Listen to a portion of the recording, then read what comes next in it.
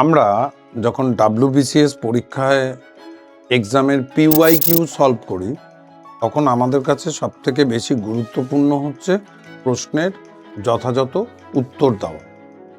এই প্রশ্নের উত্তর দিতে গিয়ে আমরা WBCS পরীক্ষায় সবথেকে গুরুত্বপূর্ণ প্রিলিমিনারি এক্সামে যে সাবজেক্টটাকে দেখি সেটা হচ্ছে ইতিহাস।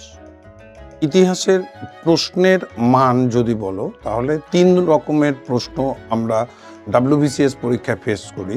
সেটা হচ্ছে একদম সহজ প্রশ্ন, দ্বিতীয়টা হচ্ছে মাঝারি, তৃতীয়টা হচ্ছে টাফ। এই 3 ধরনের প্রশ্নের সঙ্গে আর এক ধরন রয়েছে যেখানে দেখা যায় যে একটা প্রশ্নের দুটো উত্তর রাইট। প্রশ্ন সেটা যে প্রশ্নের একটাই উত্তর হবে। এক্ষেত্রে আমাদের কাছে যেটা গুরুত্বপূর্ণ সেটা হচ্ছে যে এই ধরনের প্রশ্নগুলোকে কি করব, আমরা অ্যাভয়েড করে যাব। পরীক্ষার হলে এটা কিন্তু খুব মর্মান্তিক মনে হবে যে আমি জানা কোশ্চেন ছেড়ে আসব, এটা সম্ভব না। এই ফলে আমাদের কি করতে হয়, একটু কেয়ার করতে হয় যে WBCS এর এক্সামে অ্যান্সারটা কি ফলো করছে, অ্যান্সার কি এখন দিয়ে দেওয়া হচ্ছে। এই রকম উদাহরণ হিসেবে যদি তোমাকে বলা হয় তাহলে আমি প্রথমে একটা উদাহরণ দেব, যে উদাহরণটা হচ্ছে যে গৌতম বুদ্ধের সমসাময়িক কে।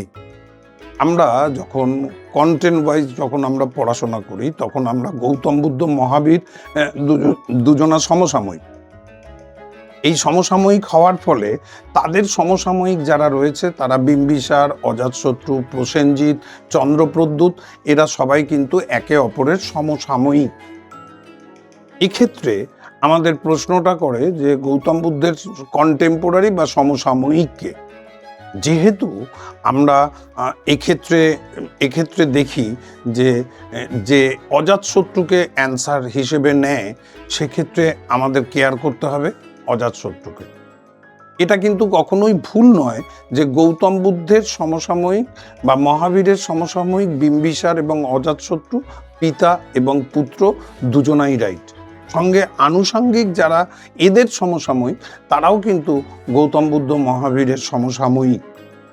এই জায়গাগুলো তোমাকে কিন্তু একটু খেয়াল রাখতে হবে। আর একটা কমন কোশ্চেন আছে, যে কোশ্চেনটা আমরা বৌদ্ধ ধর্ম এবং জৈন ধর্ম যখন পড়াশোনা করি তখন সেই জায়গায় দেখতে পাই। যেমন ধরো ত্রিরত্ন বা 3 জুয়েলস, এটা বৌদ্ধ ধর্মে আছে। ত্রিরত্ন এবং ত্রিরত্ন বা 3 জুয়েলস জৈন ধর্মেও আছে। তো বৌদ্ধ ধর্মের ত্রিরত্ন আলাদা, জৈন ধর্মের ত্রিরত্ন আলাদা। এক্ষেত্রে বোথ অ্যান্সার হওয়াটাই স্বাভাবিক। ত্রিরত্ন দুটোই আছে, কিন্তু 4টে স্পেসিফিক অপশন দেয় BCS। সেক্ষেত্রে একটা অ্যান্সার তোমাকে বেছে নিতে হবে। সেক্ষেত্রে তুমি কোনটাকে প্রায়োরিটি দেবে। আমাদের খেয়াল রাখতে হয় জৈন ধর্মের ত্রিরত্ন যদি আমরা বলি তাহলে কি দেখব। জৈন ধর্মের ত্রিরত্ন হচ্ছে right knowledge, right faith, right conduct. আর বৌদ্ধ ধর্মের ত্রিরত্ন কোনটা? বৌদ্ধ ধর্মের ত্রিরত্ন হচ্ছে বৌদ্ধ সঙ্ঘ ধর্ম। তার মানে দুটো ধর্মের মধ্যেই ত্রিরত্ন বিরাজমান। এক্ষেত্রে আমরা দেখতে পাই যে PSC যে অ্যান্সারটা নিচ্ছে সেক্ষেত্রে বৌদ্ধ ধর্মকে অ্যান্সারটা নিচ্ছে। এক্ষেত্রে আমাদের লজিকটাকেও খেয়াল রাখতে হবে যে জৈন ধর্ম এবং বৌদ্ধ ধর্ম দুটো ধর্মের রেসপেক্টে জৈন ধর্ম সংখ্যায় কম এবং বৌদ্ধ ধর্ম সংখ্যায় বেশি, মানে পপুলারিটি বেশি। এই বিষয়গুলো তোমাকে খুব ভালো করে কেয়ার করতে হবে এবং এই বিষয়গুলোকে যখনই তুমি কেয়ার করবে তখনই তোমাকে খেয়াল রাখতে হবে যে এই জায়গাটায় অ্যান্সারগুলো আমি কি নেব।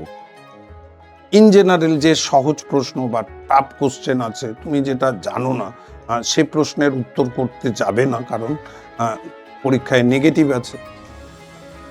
নেগেটিভ থাকার ফলে তুমি অজানা প্রশ্নের উত্তর করতে গিয়ে নেগেটিভে বাদ চলে যাবে এবং সেটা তোমার কাছে কাম্য নয়। তাই সবসময় খেয়াল রাখবে যে WBCS পরীক্ষায় সহজ, মাঝারি বা টাফ শক্ত প্রশ্নের সম্মুখীন হতে পারো এবং তার জন্য নিজের প্রিপারেশনটাকেও ভালো করে জারি রাখো। Thank you very much.